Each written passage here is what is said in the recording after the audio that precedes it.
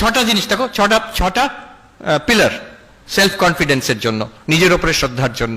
Living consciously, in practice of accepting yourself, in a practice of accepting responsibility জীবনের জন্য, and then the practice of asserting yourself, and the practice of a purposeful life, and a practice of personal integrity। আর ওখানে Brandon সাহেব বলছে দেখো এগুলো সবগুলো কিন্তু practice. বলো না আমার এই কোয়ালিটি নেই আমি কি করব, এটা কোয়ালিটির কথা বলা হচ্ছে না, এটা একটা অ্যাকশন ওয়ার্ড, করার কথা।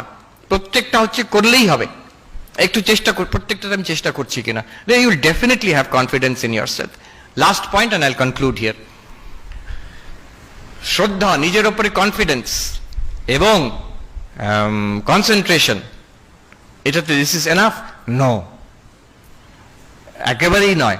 সে রাবণেরও প্রচন্ড সেলফ কনফিডেন্স ছিল আর প্রচন্ড ফোকাস ছিল, কিন্তু সে রাবণ,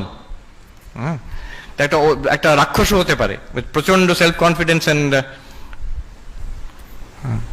বলতে চাই না, একজন বিরাট বড় দেশের লিডার যার জন্য বিরাট যুদ্ধ চলছে এখন, তারও প্রচন্ড কনফিডেন্স আর কনসেন্ট্রেশনও আছে, কিন্তু তাতে অবস্থাটা কিন্তু রেজাল্টটা ভালো হচ্ছে না। কিন্তু তার সঙ্গে দরকার এই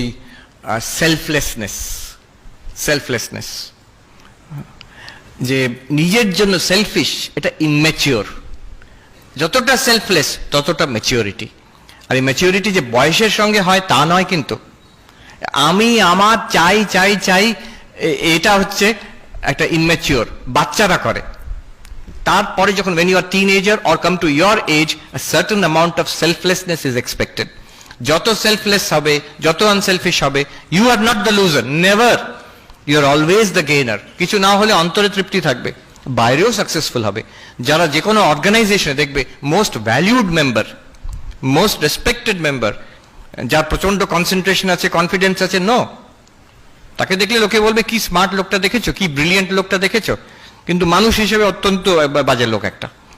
কিন্তু যে সবচেয়ে সেলফলেস, যে সবচেয়ে অন্যদের জন্য সময় দেয়, অন্যদের জন্য অলওয়েজ দেয়ার ফর আদার্স, এই selflessness, unselfishness is a test of truth. একটা জিনিস যত আনসেলফিশ, যত selfless, that is closer to the truth.